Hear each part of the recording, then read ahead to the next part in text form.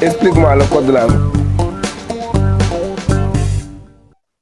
Donc, série B aussi, c'était pas trop difficile.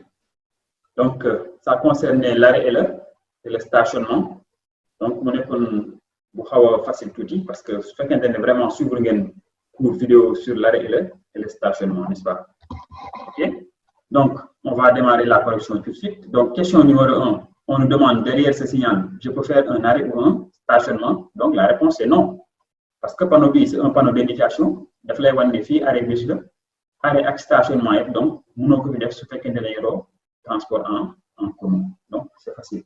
Question numéro 2, on me demande à droite de la ligne discontinue, est-ce que je peux faire un arrêt?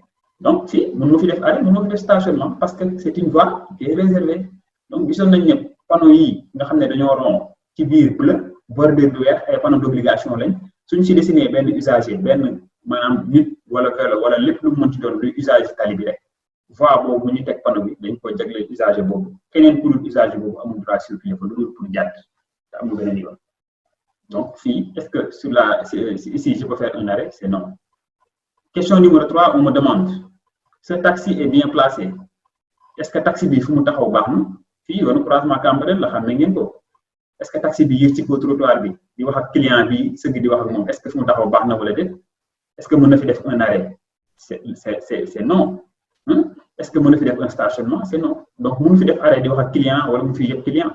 Donc, parce que si quand trottoir bi, arrêt et stationnement et circulation, il faut être sur le trottoir bi, piéton et cassé en droit. Question numéro 4, on me demande avec ma voiture, je peux faire un arrêt. Si vous dites panneau bi, il y a un panneau sur un bus petit souffle. Man mayor auto bu ndaw, est-ce que mon a fait arrêt? Oui. Est-ce que mon a fait stationnement? Wow. Et vous avez bus là, du question numéro 5. À ce feu rouge, donc je m'arrête avant la ligne d'effet de feu. Oui ou non? Oui. Après la ligne d'effet de feu? Non. Est-ce que je vais après ligne ou avant ligne? Donc avant ligne de la donc le ligne d'effet de feu. Question numéro 6. Je suis bien placé pour stationner ici. Donc oui ou non? Donc c'est non, parce que c'est trottoir là. Question numéro 7. Derrière ce signal, je peux m'arrêter. Est-ce que mon a fait arrêt si ginnaaw signal bi? Déedéet. Est-ce que mon a fait stationnement? Déedéet aussi. Question numéro 8. À côté de ce véhicule Tata, Tata bi nekk ci kanam fii ñuy seen nii, est-ce que mon naa fa def arrêt fi mu nekk nii à côté maanaam comme ñaari oto yi fi ñu gaare nii est-ce que mon naa fay ñëw def arrêt? Déedéet. Est-ce que mon naa fait stationnement? Déedéet. Pourquoi? Parce que fii c'est un arrêt bus. Voilà. Panneau baa ngi nii ngeen di gis. OK. Donc question numéro 9. Sur cette bande d'arrêt d'urgence, je peux circuler en cas de bouchon. Est-ce que vous avez un embouteillage? Mon naa jaaree côté bi pour circuler? Déedéet. Est-ce que mon naa fait def arrêt wala stationnement? Déedéet. Donc bande d'arrêt d'urgence loolu yëpp mënoo ko def. Donc ndax bu bouchon amoon wala accident am sapeur-pompier yi foofu lañu war a jaar. Question numéro 10. Ce véhicule est bien stationné dañ lay laaj ndax oto bi fi mu taxaw baax na. Donc réponse bi déedéet la. Pourquoi? Parce que déjà mu ngi taxaw ci trottoir bi loolu dañ koy tere. Beneen affaire bu mu defaat loo xam ne baaxul mooy devant un panneau kenn du fa stationné donc loolu tamit baaxul. Est-ce que ce véhicule est bien stationné? Donc la réponse c'est non. Pourquoi? Parce que fii hors agglomération la dëgg la si kaw accotement bi la nekk fii du trottoir war na fay mën a taxaw mais problème bi mooy fii parce que à niveau ndax boo gisee balise bi ci kanam ne nga gis mu def croix bi lii da lay wan ne fii yoonu train la donc loolu mooy passage à niveau boo xam ne amul barrière amul dara donc à proximité des passages à niveau. L'arrêt et le stationnement sont interdits. Question numéro 12. Sur ce parking, le stationnement est gratuit. Est-ce que fii dama mën naa fay gaare te du ma fay dara? Déedéet. Est-ce que mu fay gaare damay fay? Waaw. Nan laa ko xamee? Panneau baa ngi nii panneau parking la waaye li des na ci biir lu ndaw li moo lay wan ne fii c'est un parking payant boo fi gaaree damay fay. Fii ñu laaj la entre ces lignes bleues le stationnement est gratuit. Est-ce que fii su ma fi gaaree damay fay? Déedéet du ma fay dara lu tax fii zone bleue la gisoon nañ ko sànq ci série bi passé.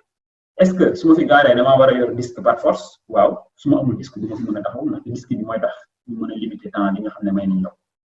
Question numéro 14. Ici le stationnement est interdit uniquement aux véhicules à traction animale. Est-ce que fii stationnement dañ koy tere uniquement ñu koy tere borom charrette yi rek lañ koy tere maanaam? Déedéet.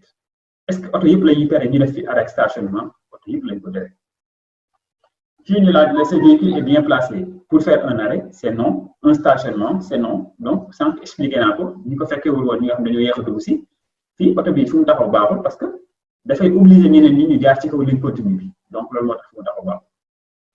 Fii ñu laajaat la est-ce que ce véhicule est bien placé pour faire un arrêt, c'est non. Un stationnement aussi, c'est non. Pourquoi? Parce que fii passage piéton la passage piéton kenn waru fa taxaw. Question numéro 17. Sur cette agglomération éclairée, je peux stationner sans feu. Est-ce que si vous n'en faites stationner sans feu? Donc, ci kaw tali bi, la réponse c'est oui, parce que c'est éclairé. Est-ce que je dois allumer mes feux de position obligatoirement? La réponse c'est non. Question numéro 18, on continue. Sur cet accotement stabilisé, je peux stationner devant le signal. Est-ce que mën naa stationner ci kanamu signal bi mooy panneau bi ñu bind loolu lu bent nii donc mënuma ko fii accotement la war naa fee mën a taxaw dëgg la waaye dañuy tere ko taxaw devant un panneau. Est-ce que mën naa taxaw derrière le panneau? Oui, mën naa taxaw derrière le panneau. Question numéro 19. Sur ces lignes blanches, est-ce que je peux faire un arrêt? Ligne blanche mooy fii nu mu tudd zébra. Est-ce que mën naa fee def arrêt? Non. Est-ce que mën naa fee def stationnement? Non. Est-ce que mën naa ko traverser? Non. Donc zébra kenn du ko laal boo xoolee sax dañ ko tëj par une ligne continue. Image bi je crois que c'est à Poste Thiaroye la photo woon entre sortie péage bu Poste Thiaroye xam ne ngeen bu baax. Question numéro 20. Sur cette bande d'arrêt d'urgence, je peux m'arrêter si mon moteur chauffe. Oui ou non? Oui. Est-ce que je peux m'arrêter pour répondre au téléphone? Non. Bande d'arrêt d'urgence, est-ce que sama moteur auto bu doon chauffer boo signaler rouge ci tableau de bord bi mën naa taxaw ci bande d'arrêt d'urgence bi? Waaw mën naa ko def. Est-ce que mën naa fee taxaw pour wuyu téléphone? Déedéet. Est-ce que mën naa fee taxaw pour xool sama carte? Déedéet. Donc question yooyu yëpp mën nañ leen ko poser à l'examen. Question numéro 21. Sur cet accotement, ce véhicule peut régulièrement faire un arrêt. Est-ce que kii fu mu taxaw nii mën na fee def arrêt? Waaw mën na ko parce que fii accotement la taxawul ci kanamu panneau taxawul ci virage etc. Est-ce que mën na fi def stationnement? Oui aussi. Donc il y a aucun problème. Sur ce trottoir, ce véhicule peut régulièrement faire un arrêt? Non. Faire un stationnement? Non. Kii fu mu taxaw ba jekk nii baaxul waru fi def arrêt waru fi def stationnement parce que fii trottoir la dañ fiy tere pour def arrêt wala stationnement c'est pour les piétons alors que kii fu mu taxaw baax na parce que fii accotement la du trottoir. Donc vous voyez la différence entre trottoir ak accotement. Yéen ñi nga xam ne comprendre leen la différence entre l'accotement et le trottoir maa ngi leen di renvoyer ci premier cours bi nga xamante ne nii mu ngi ci site Express Group suñu plateforme bi. Premier cours bi ma solee gilet bu vert bi c'est à expliquer les notions générales donc affaire trottoir, affaire accotement, affaire agglomération, hors agglomération, les caractères des règles, les règles obligatoires, les règles supplétives, les règles impératives, n'est-ce pas, l'emplacement des panneaux, les panneaux avancés, les signaux de position, etc. Donc ngeen dem ci cours boobu xoolaat ko bu baax pour ngeen am yenn notions yi. Et question numéro 23, ici on me demande le long de cette ligne continue, je peux faire un arrêt? Non. Je peux faire un stationnement aussi? C'est non. Fii mënoo fi def arrêt mënoo fi def stationnement parce que la ligne jaune continue sur la rive droite donc interdit l'arrêt et le stationnement de façon permanente.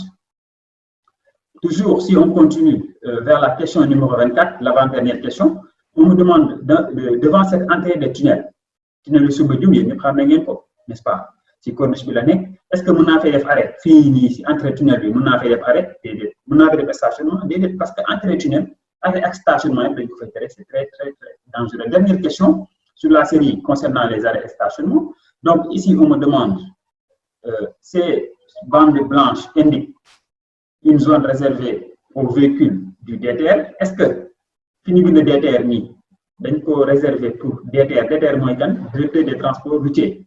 Même boo xamul lu mu signifie trait yi nga gis nii dañ la laaj rek est-ce que day wane ne fii dañ ko réserver kooku? Oui, la réponse c'est oui.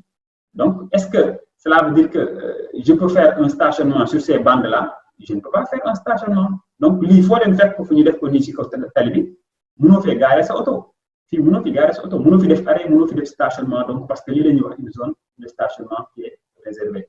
Donc zone de stationnement yi am na yoo xam ne dañ ko réserver pour kenn am na yoo xam ne dañ ko interdire am na yoo xamante ne nii dañ koy jaay mooy les stationnements payants am na stationnement yoo xam ne nii c'est gratuit képp ku ñëw foofu mën nga fa def stationnement loolu la ñuy wax les zones bleues mais zone bleue bu ñu nee fii dafa gratuit donc baadoola bu mel ni man day ñëw oto bu paanee mu pousse ko ba foofu bàyyi ko fa pour éviter loolu nag dañ naan fii bu dee c'est une zone bleue le stationnement si c'est gratuit dañ koy limiter dans le temps ku ñëw dañ lay may 30 minutes wala 1 heure de temps dañ ko fiy bind carrément léegi nag nan ngay xam ne man 30 minutes laa fi def wala oto bii 30 minutes la fi def ndax léegi mu jeexal wala déet boo fa bëggee gaaree dañ lay obligé nga yor disque de stationnement donc disque de stationnement mooy affaire bu la bëgg mission sànq loolu moo lay permettre nga ñëw nga wax ne man maa ngi egsi fii 9h30 30 minutes lañ ma may 10h war na fekk ma jóge fi dem sama yoon su 10h passé te jóge fa ki nga xam ne mooy yor sécurité parking bi bu ñëwee def lay jàpp fay loolu une amende n'est-ce pas donc les gars je vous remercie. Explique-moi le code de la route.